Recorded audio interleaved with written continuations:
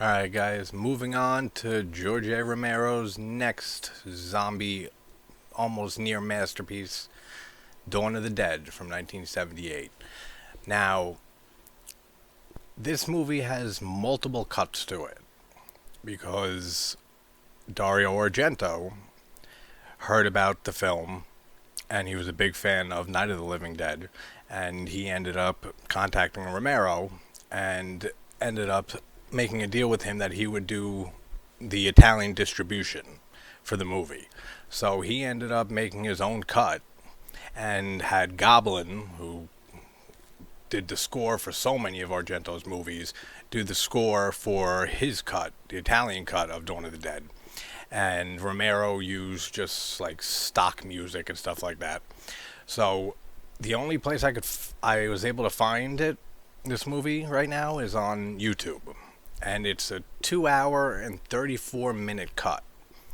So I don't know if this is like blending together the Italian cut and the theatrical cut, because when I was looking up on Wikipedia, it said that there's a 119-minute cut for non-American, non-English speaking people, for like the Italian cut.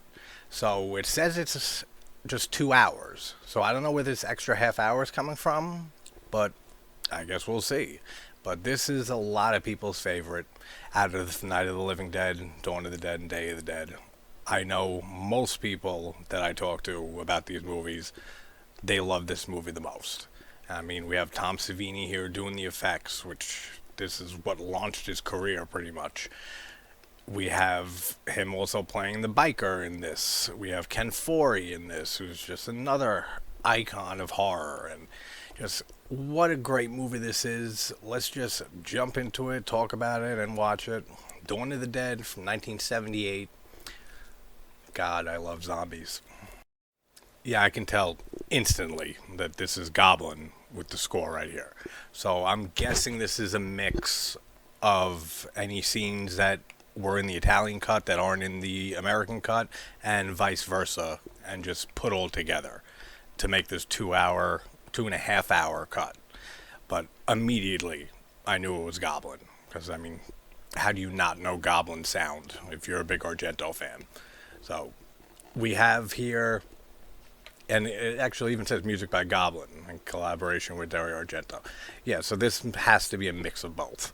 So in this movie, compared to Night, where we don't see too many zombies, we see maybe, or ghouls, as I should stick to. I wonder if I don't remember if they call them ghouls or zombies in this, but this is taking place like much further into the zombie takeover. Like, that's why we see so many more zombies in this movie. Like, this has been a while since things like really hit the fan. And I don't know why they still have like this talk show of the guy that's like debating about the reanimated corpses and stuff like that. If it is that bad, I don't know if they still have like TV shows and stuff like that. So I don't know. It's been a long while since I've seen this too. So this is gonna be a fun rewatch. All of these basically, except for Day. Like Day of the Dead is one I throw on maybe once a year or so. The others I don't. So this is gonna be interesting to see for sure. Okay, so maybe it's not that bad yet, and that's why they're having this little show. But first thing, the main girl here, forget her name, reminds me a lot of Shelley Duvall. It's like from The Shining, like particularly in that movie. She has blonde hair, this actress here, I forget her name. I forget her character's name, I forget the actress's name. But her face has a little bit of Shelley Duvall in it. Like every time I see this movie, I always think I'm looking at like a blonde Shelley Duvall.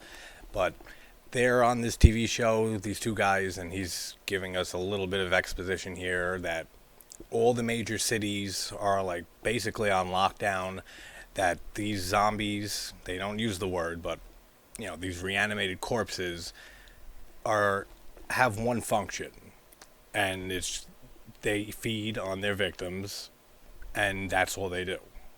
Like, that they have to eat human beings to survive. And they're debating on here whether or not, like, the morality of all this situation, and that now they're saying that all, like, private residences, so all people live in houses and apartments and stuff, no matter how well stocked they are, no matter how safe they may be, people aren't allowed to live in their own residences anymore. That they're going to be basically rounded up and brought to these, like, safety camps, if whatever you want to call them, in these major cities. So shit is starting to hit the fan, like, right about now. Fran is the blonde chick's name. So Fran is talking to Steven, and Steven comes up to her and says that they're getting out tonight, and to meet him on the roof at 9 p.m. and that they're going to try to get out of this place while they still can. So for those who aren't into Italian horror, I mentioned this in my video for Lucio Fulci's Zombie, or aka Zombie 2. This movie, Dawn of the Dead, was so successful when it came out, and since Argento did the distribution over in Italy and stuff, it became a big hit in Italy. And like with a lot of Italian movies that basically take American movies that were very popular, horror films, and they'll make unofficial sequels to them. And that's basically what they did with Lucio Fulci's Zombie. They called it Zombie in America, but in Italy they called it Zombie 2, because this movie, Dawn of the Dead, was called Zombie in Italy. So Lucio Fulci's film was marketed as kind of a sequel to Dawn of the Dead. So just for a little fact for those who aren't into Fulci or Italian horror and stuff like that, maybe you didn't know, it's a nice little bit of trivia. So we get this shootout between the police and this gang, which we see more of the gang later on, led by Savini. And already you can tell, like, if you go right from Night and go to this, I mean, besides the color, obviously, but right from that shootout, you see how much this is going to be a much more bloody and gory movie. Like, we get some cool effects just with people getting hit with bullets here in the beginning. And, I mean, it's Tom Savini. So, I mean, all the effects in this movie, I can blanket right here that they're fantastic. Like, just like anything else that Savini has done. So, this was like his big break. Like, he was supposed to do, I'm pretty sure he was supposed to do the effects for Night of the Living Dead. And he went to the Vietnam War. That's what happened. And he wasn't able to. So then Romero brought him on to do the effects for this. And God, he just kills it. Like in every other movie he does effects for. I love Tom Savini to death. Alright, a lot to talk about here. Now, the first thing, I was talking about this in the Night of the Living Dead video. The zombies in this movie, the look of them.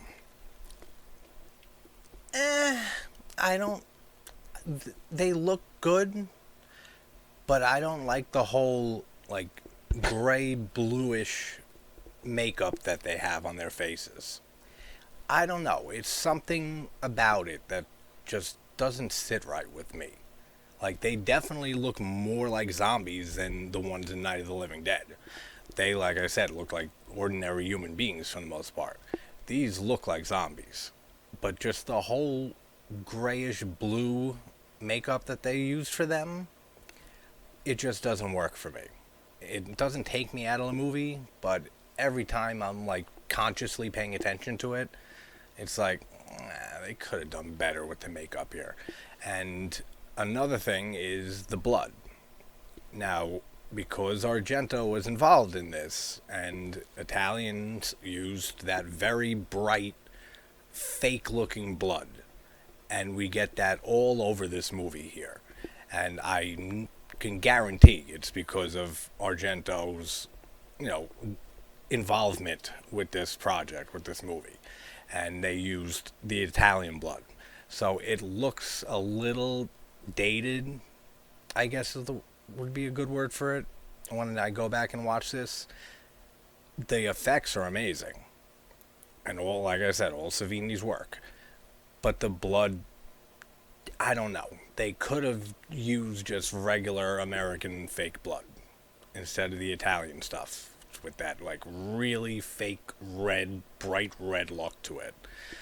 Now they're in this apartment building, and already, like with these zombies are coming to life, like coming back, from the dead, and just we get a few of them that get shot in the head. Awesome effects.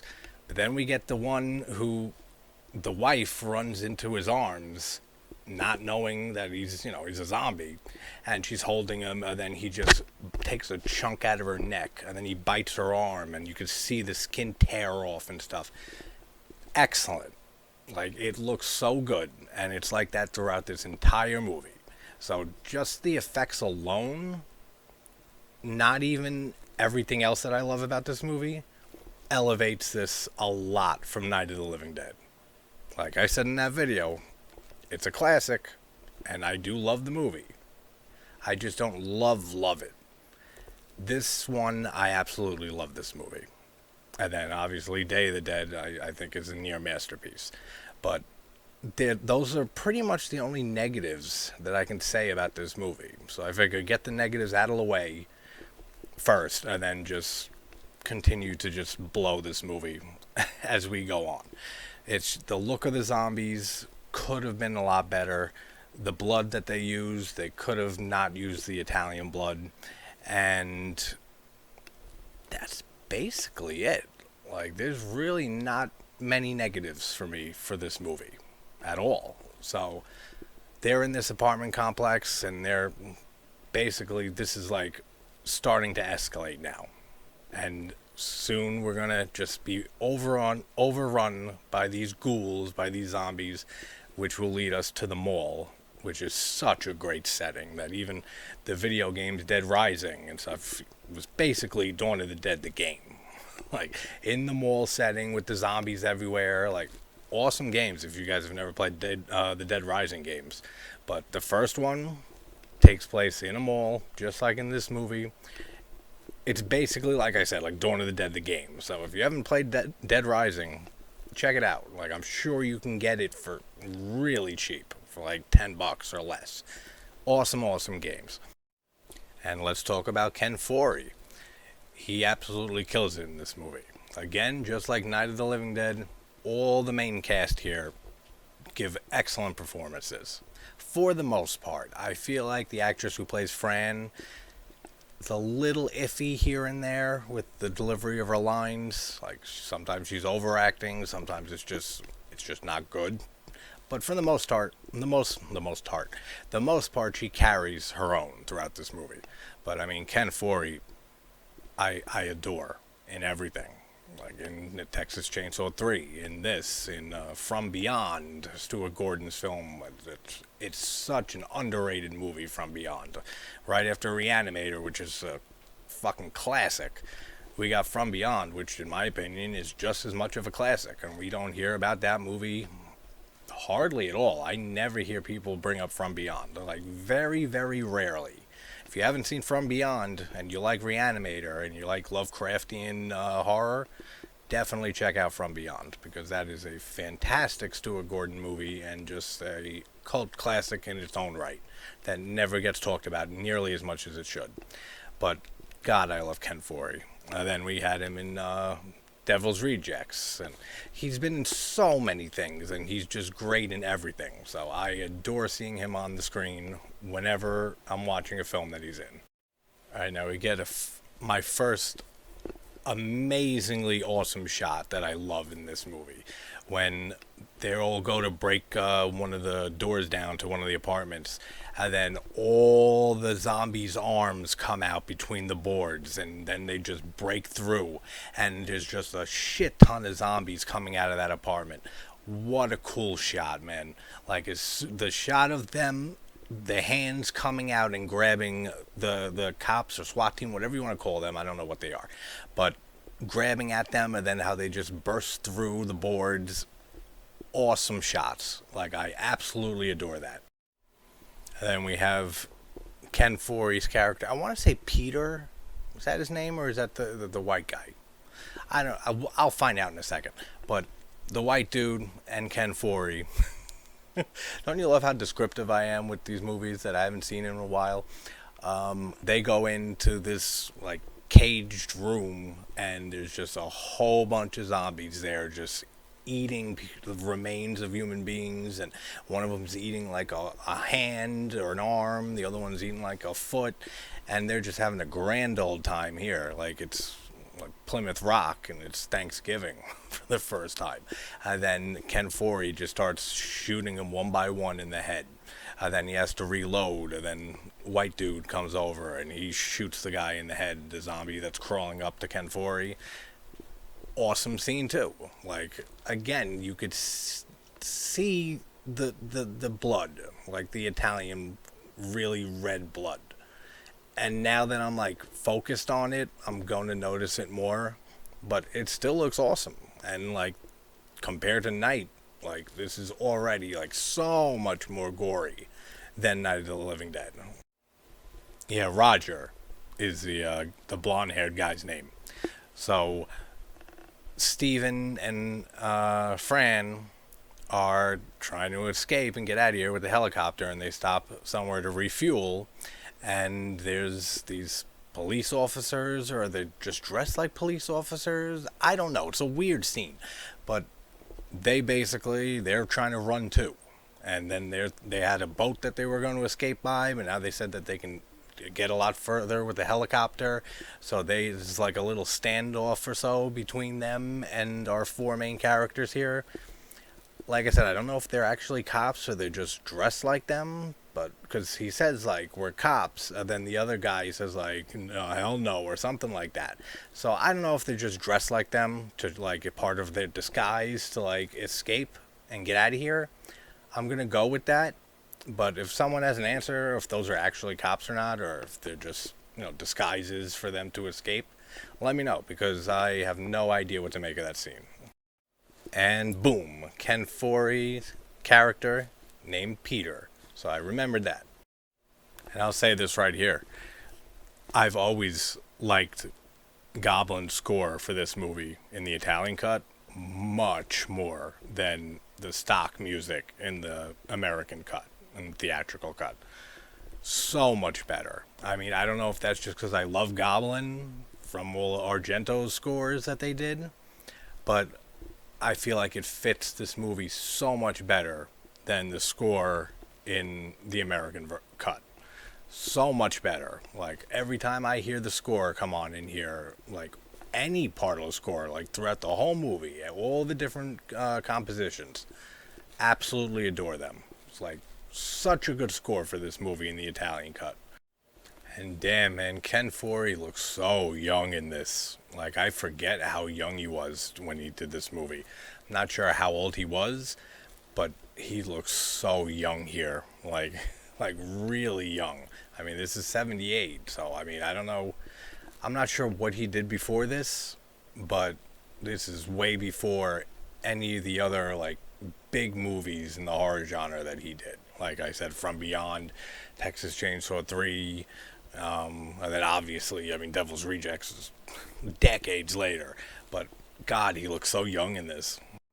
I love these shots in the helicopter when they're looking down. They see the military vehicles and the ambulances and everything, and then in the fields they see all the zombies walking. Great shots. Like there's so many good shots in this movie of like herds of zombies and stuff walking around, especially when we get to the mall and all the scenes in the mall. So many great shots in this movie. That's another thing. Like there are great shots in Night of the Living Dead. Like I mentioned them in my video for it, but this just beats it in almost every way. Like not just like shot wise and cool scenes, but the gore and the characters I like better in this, and the score, everything for me is better in this movie than Night of the Living Dead. I think it's funny, and I really like in this scene here how there's a bunch of just, I guess, town folk and stuff like that are just shooting at these zombies and stuff from behind a hill like it's a game to them, like it's target practice. Like it's really funny. Like, and I don't know, every time I see that scene it makes me laugh hysterically.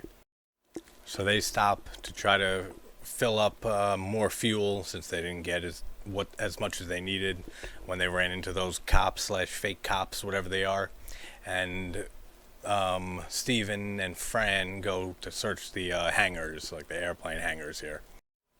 Now, I don't remember if it's like Night of the Living Dead that the zombies in here use weapons and tools, but Steven runs out of the hangar and there's a zombie there and he tackles him to the ground and a little mallet falls to the ground.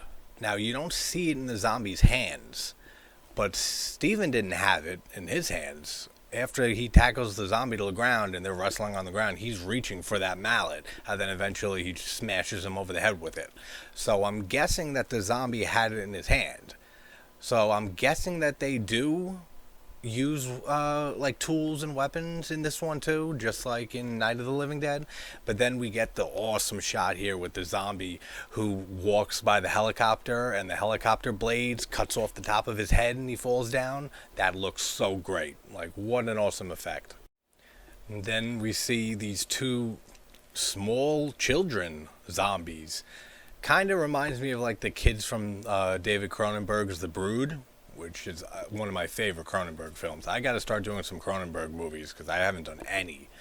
But they remind me of like the kids from The Brood, the way they just move. But then he just mows them. He fucking picks them up and throws them onto the couch, and then he just mows them down with bullets. That had to be a controversial thing, I'm guessing. Like for 1978, for people who saw this in the theaters, to see two small children, yeah, they're zombies, but still, like you can see that they're children. To get mowed down with bullets like that, I don't know. It feels like that was a ballsy move to put that scene in there, to put these child zombies in this movie here. The first shots of the mall, when they say, "Oh, it looks like a shopping center," when they're flying by and then they land on the roof, but you get those cool shots from the helicopter of the zombies walking in the parking lot towards the mall. Awesome. And I didn't mention any of the like social commentary that's going on in Night of the Living Dead. I know all of Romero's films have some type of subtext and some type of message, and like with this movie, it's all about consumerism. That's why it takes place in the mall, and that people were like mindless zombies, just shopping for stuff and buying a whole bunch of shit they don't need and stuff. It's very well handled. I've said this I think I said this in my 2-hour video for Nope, that I didn't even really care for that movie. But I said that in there, because Jordan Peele does a lot of that same thing, has messages and subtext and certain ideas and social commentary that he's throwing into his movies. If it's done well, I don't mind it. And it's done well in all of Romero's films. I don't watch movies for that. So I'm not going to be talking about it. Just like how I didn't even bring any of the commentary up in Night of the Living Dead about racism and just everything about that movie, about this movie, about Day of the Dead. I'm not even going to really touch on the subjects at all because I really don't care. I watch movies to escape reality, not to have some type of social commentary and messages not beaten into your head, but at all. I don't want to hear about any of that. I look at movies, and specifically horror movies, to escape and to just have a fun time and enjoy a movie. So I mentioned the consumerism and the little social commentary that's going on here. That's all I'm going to talk about with it because it's really not too important to me. Now we are officially in the shopping center, in the mall, which is, again, such a great setting for this movie. It's iconic, the mall setting in here. What a great setting for a zombie apocalypse movie. It's such a great fucking setting. And it does work well with the whole consumerism social commentary. That's the only reason I even brought it up in this video, is that it plays on it so well. The setting is just perfect with that whole subtext of consumerism and everything that I just had to bring it up. But what a great setting for a movie, specifically a zombie apocalypse type one. Man, I never realized how tall Ken Foree is. He's tall, man. He's got to be 6'3", 6'4", maybe. Like he's like his head is almost hitting like the door frames, and he's taller, so much taller than the other three main characters here, like by a decent amount. I never realized how tall he is. And just like Night of the Living Dead, the sound design is amazing in this movie too. Like not just the score, but just like we get like these weird spacey sounds, like and like yeah, that's my best way to describe it. But we get these cool sounds and stuff, and it sounds really good, and it adds to the atmosphere. It adds to the tension in some of the tense scenes in this movie. Awesome sound design all around, just like Night of the Living Dead. Same with Day of the Dead. Same with the other three later trilogy of movies that we got from Romero. Always great sound design in his movies. Then we get our first shots of inside the mall, seeing the zombies just slowly walking around and going up the stairs. And there are so many great shots of the zombies in this movie. Like, I can't praise it enough. This one zombie just walks into a banister and just flips over it and falls into like a little pond. I don't know. I thought that was hysterical. And there's like, and then he starts picking up the pennies. It's like a wishing well, like where you throw the pennies or coins into the pond, and he's like picking the pennies up. Hilarious. Like there's some funny stuff in this movie too. Like it's kind of like a dark comedy in some aspects. Like funny stuff. And then Peter and Roger are trying to get into that glass door, and he's trying to get the keys to work, and for some reason the door's not opening. And then we get some more great gunshot gore when they're shooting the zombies. There's this one zombie who it looks so realistic. Like he shoots like maybe 5-6 times, like, and he's getting hit in like the chest or in the stomach, and he's going like, and then falls over. That looks so cool. Like what a cool, I don't know, just like the extra who played that zombie, just like killed it, like getting killed right there. It looks so cool. It looks so good. And then once they get in there, the shots of the zombies all pressed up against the glass. Awesome shots. And I love how they just start stealing shit. Like, from all the stores and stuff. They're like, Peter ends up taking like a ring and puts it on his finger. And Roger's going around taking backpacks and like clothing and stuff like that. Like, they're just robbing the shit out of this mall. Which I would do the same thing. I'm like, absolutely hysterical. And that plays into the whole theme of the consumerism too. That not only the zombies, like even our main characters here. Just materialistic stuff that they're looking for, and that they're stealing all this shit that they don't need. Like maybe, yeah, some of it's like supplies that they can use while they're trapped in the mall here, but still they're just a ring and like clothing and stuff. They're just taking shit just to take stuff, and I think it's hysterical. Then how Roger, I love the character of Roger too. I love all the characters, like I said, in this movie. Compared to Night of the Living Dead, I mean, Ben is a great character. He's pretty much the only character I really love in Night of the Living Dead. This, all four of the main characters, except for Fran. She's, like I said, the acting from her, the actress, and just her character is a little bland. But I absolutely love Roger. When him and Peter starts running down the escalator, and Roger just like gets on the middle part and just slides all the way down. Like they're having a blast here. When they're surrounded by zombies that they know want to eat your flesh and tear you apart limb from limb and eat you. And they're just having like a grand old time, like in this mall. It's so funny. I like how they call Steven Flyboy. Just because he flies the helicopter. Like, that's a funny nickname. It's fitting also.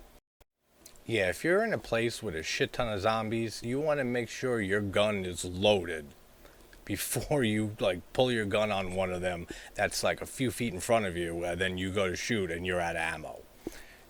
I would make sure I am stockpiled with ammo and that my gun is loaded with a full clip all the time.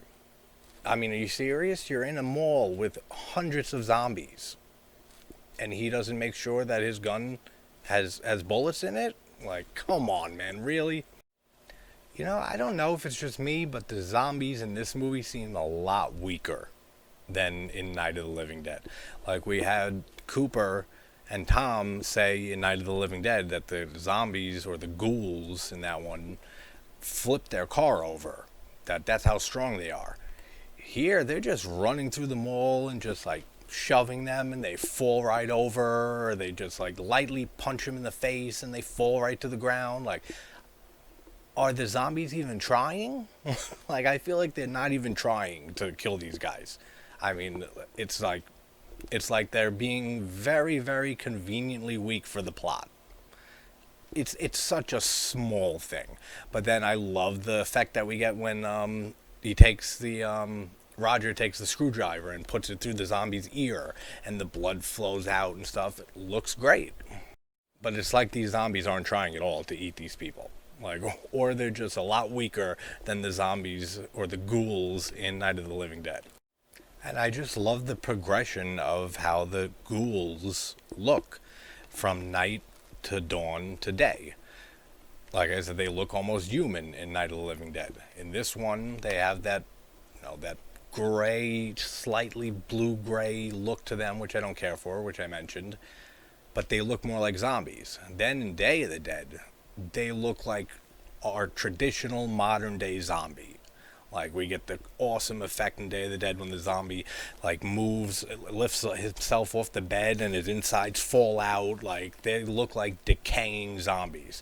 And it makes sense because in Day of the Dead, the whole zombie outbreak and everything has been going on for a lot longer in Day of the Dead. So it makes sense that they would look more decayed and more decomposed and stuff like that.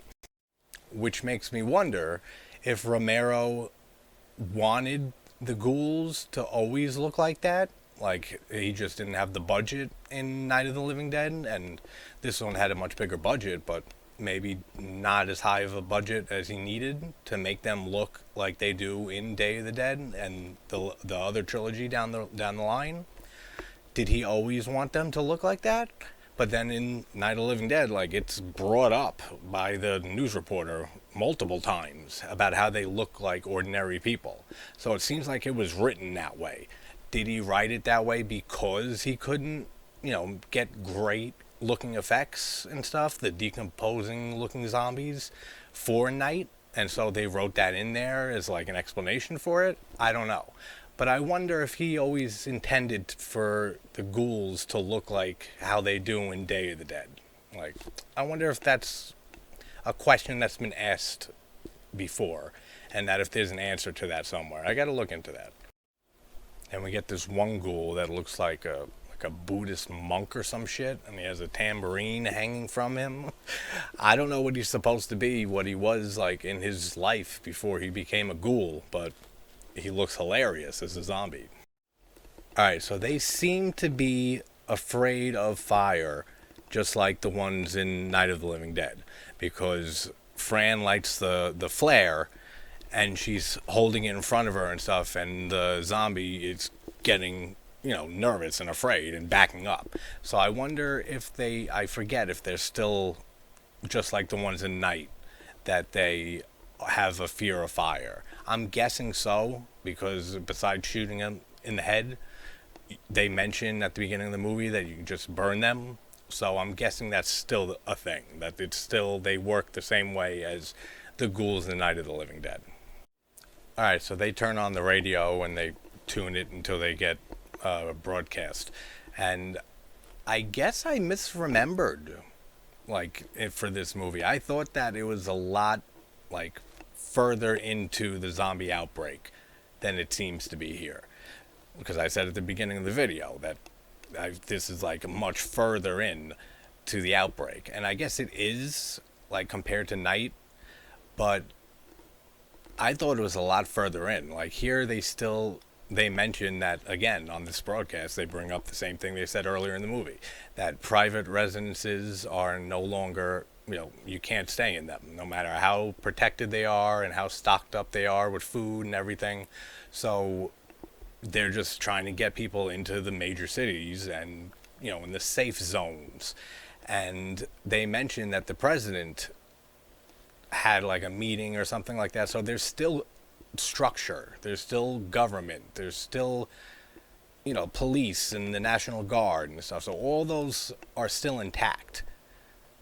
Pretty sure in Day of the Dead, all that's pretty much gone. Like, it's much, much further in. And that's another cool thing, is the evolution of these three movies, is that the zombie outbreak and stuff gets more intense and further along with each installment. From Night, then with this one, it's a little further into the zombie apocalypse. Then in Day of the Dead, it's even further with that.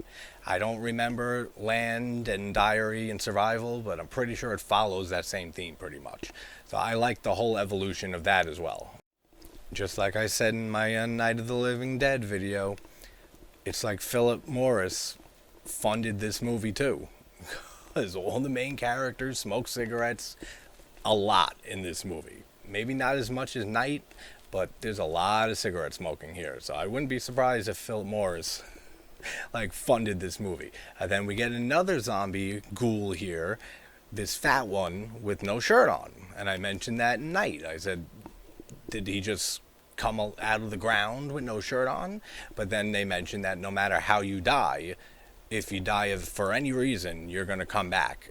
So it makes sense if this guy was just chilling on his couch with his shirt off and he's just relaxing, it was a hot day or something, and then died or got attacked by the zombies or just had a heart attack. It could be anything. And then he turned and now he's wearing no shirt. I don't know why I care about these things. They're such small little observations, but you know how I watch movies at this point. I always will notice something like that. And there's a few zombies here with no shirt on. So I don't know. I'm guessing it's just that they died that way and they came back to life as these ghouls. And I just can't say enough about Goblin's score in this. Like, I'm so happy I'm watching this cut. Even if it is a mashup of both versions, God, I love Goblin so much. Everything that they've done with Argento and all the score in this movie. It's just so fitting. It's so effective. And like I said, the sound design too, with all those weird synthesizer sounds that we hear throughout the movie. So good. See, and then when they're moving the trucks and stuff, Roger just walks up to one of the zombies and just literally just taps him and he just falls over. So I don't know if it's just me. Let me know if you know what I'm talking about. That if it seems like they're just weak zombies in this movie compared to Night of the Living Dead and Day of the Dead. They're very brutal in Day of the Dead, but I don't know, man. They just seem like weak zombies in this. They don't really want food as much as it, and just everybody's making it out to be that they need to eat human beings. Doesn't seem like that. We haven't seen any of these zombies eating anything except for the beginning of the movie in the apartment complex and stuff. Once we get to the mall here, they're not eating anything. So it seems like they can go a decent while without feeding, and they'll still be okay. Yeah, they do use weapons and tools and stuff, because one of them picks up a tire iron when Roger's in the truck. And then we get a cool effect when he shoots one of the female zombie that's trying to bite him on the passenger side while he's driving the truck or about to drive the truck, and he shoots her right through the chest, and we see the bullet come out the back and the blood sprays onto the door. Looks really, really awesome. And just like in Night, we have a character here who says, Roger says, "Bastard, you bastard, bastard, bastard." Now then, not good. Roger gets bit on the leg, on the back of his leg, by one of the ghouls. So we know that Roger is going to be transforming into a ghoul himself in due time. Now Roger puts he rips off some cloth and stuff and makes a tourniquet for his leg. I wonder why they didn't just think to cut his leg off. We've seen this in, I don't know if this is how it works in this movie, in this universe here, but we've seen this in a lot of zombie movies, and then especially in The Walking Dead when Herschel gets bit on the leg and they end up chopping his leg off and he doesn't turn. So I wonder why they didn't think to do that. But again, I don't know if that's even a thing in this movie's universe. Like if you can't stop the turning just by cutting off where you got bit. So I always wondered that, why they never thought that. But again, it could just not be a thing in this movie. And then Peter and Steven find the gun store and they are packing now. They're just grabbing bullets everywhere. This is what I said earlier, what I would do. Make sure that you just have a shit ton of bullets. And I love how Peter is rolling Roger around in the little cart because his leg's bitten and all fucked up. That's hilarious. And like Roger has like the ammo belts like around him and stuff, but he's being pushed around in this little toy wagon. Like, so funny. Like I said, there's a lot of comedy in this. So then we see the car with the gang members driving through the mall and like hitting some zombies along the way. And I love when Tom Savini like makes his presence known, like when he first appears here. Like, I love Savini, not just his effects work and stuff. I love him as an actor and the few things that he's been in, like small roles, like in Maniac when he plays the boyfriend who gets his own head blown off. I love Savini just as a person, like so awesome. So when we first see him here for the first time, it's just I get giddy, like just seeing Savini playing this biker gang leader. And Roger is not doing well. The infection is getting worse, and he's totally out of it. Like he's laying down in one of the rooms that they're held up in, and there's nothing they can do. Like he's just gonna turn. So I don't know why they don't just shoot him in the head right away when they know what's gonna happen. I mean, yeah, it's gonna be hard, but that's what I do. Like he's bit, he's gonna turn. Just put him down. But they take a while before they even think of doing that. Then they're going around again, picking out clothes and hats. They're playing basketball and stuff. Like I said, it's like they're having a grand old time during this whole zombie outbreak in this shopping center, in this big-ass mall. Like, it seems like they're just having the time of their lives. And, I mean, I guess it could be fun, just running around. It's like a video game, running around, shooting zombies, and just playing basketball in some store in the mall, and stealing clothes, get a new wardrobe while you're at it. Like, I don't know, it's funny as hell to me. They're in the arcade, and they're playing arcade games and stuff. Now that it might just be because of this cut, and I'm, like I said, I don't know 100%, but I'm guessing it is a mashup of both the American and the Italian cut. It's a little slow at times, and I've felt this even with just like the regular theatrical American cut. I feel like this movie has a little bit of pacing issues. Like this whole last 20 minutes or so with them just having a ball in the mall. That rhymed. But just all of that just seems like padding a little bit. But it doesn't take me out of the movie that much, but it's definitely noticeable.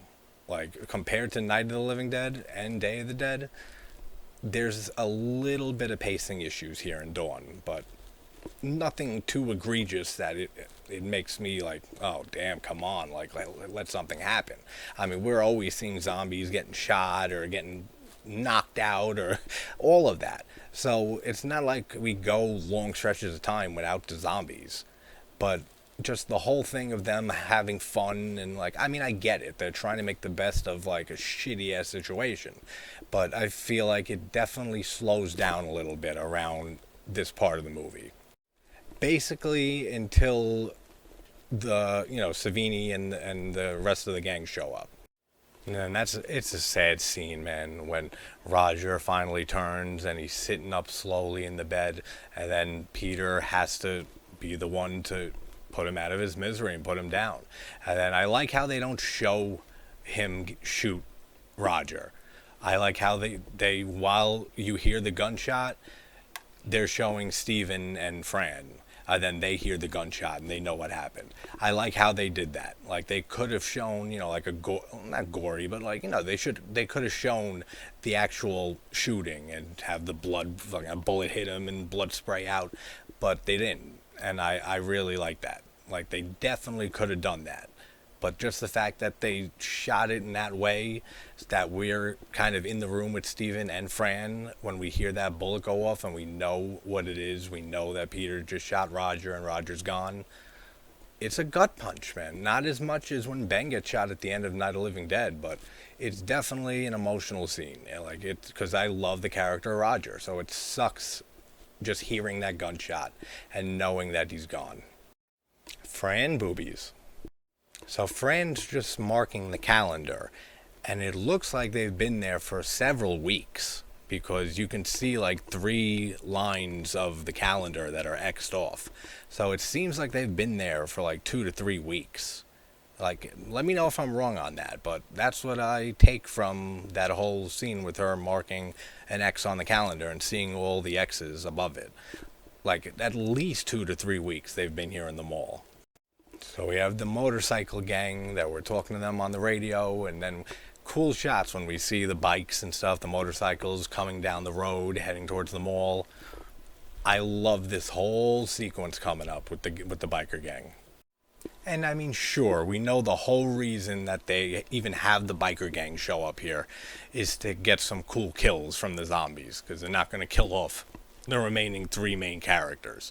So the only reason that the biker gang even exists is to get eaten by the zombies. So, I mean, it feels a little manufactured, but with the whole sequence here, with all the great effects when they're getting attacked by the zombies and eaten and stuff, it's so worth it. So it doesn't really matter to me if it feels a little manufactured.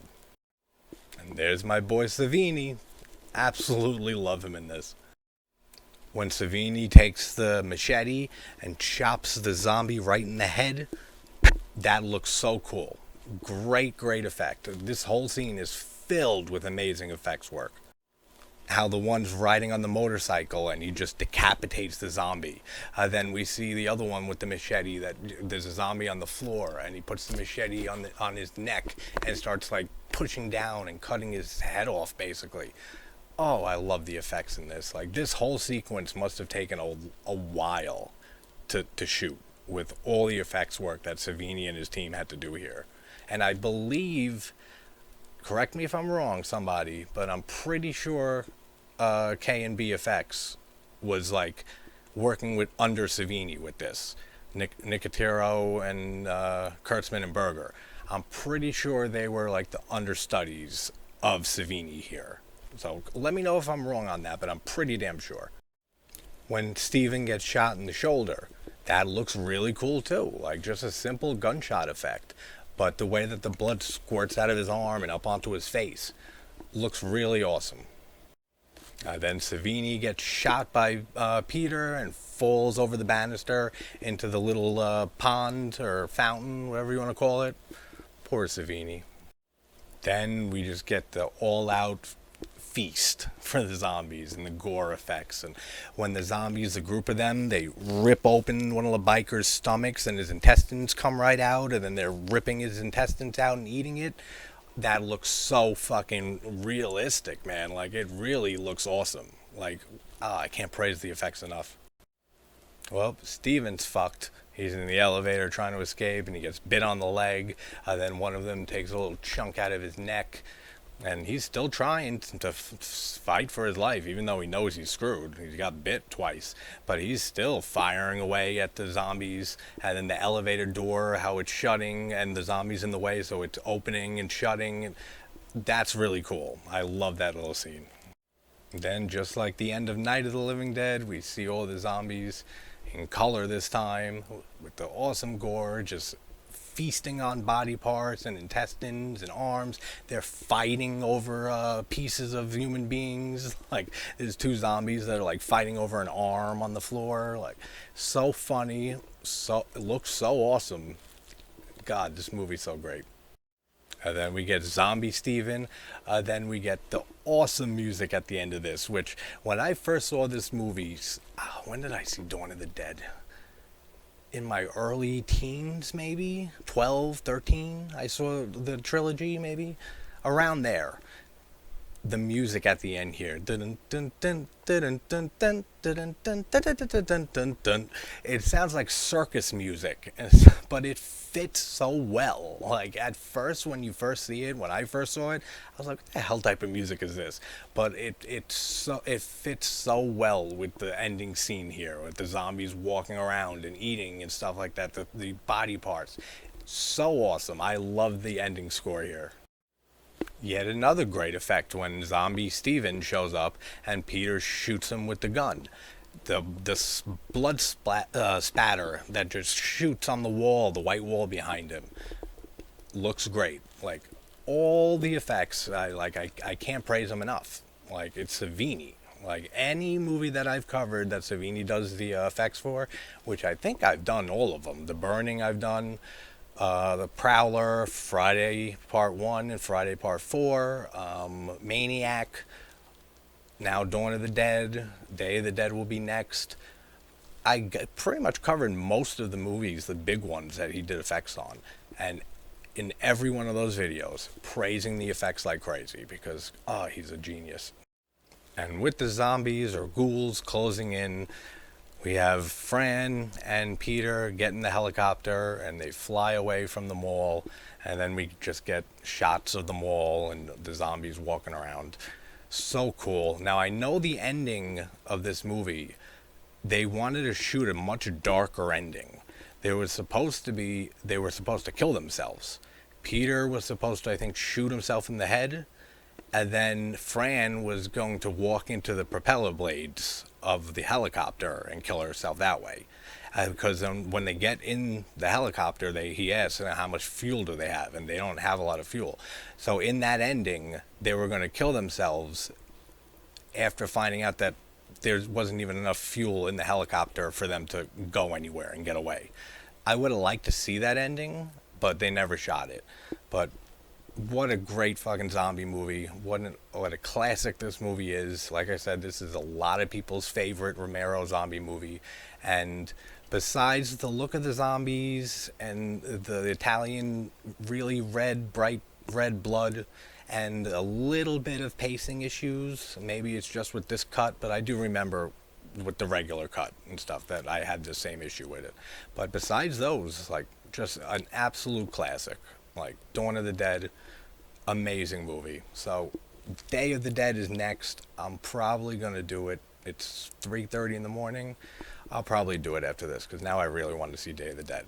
So wherever you guys are from, hope you're having a good morning or a good night, and I will see you guys in Day of the Dead video. Take care.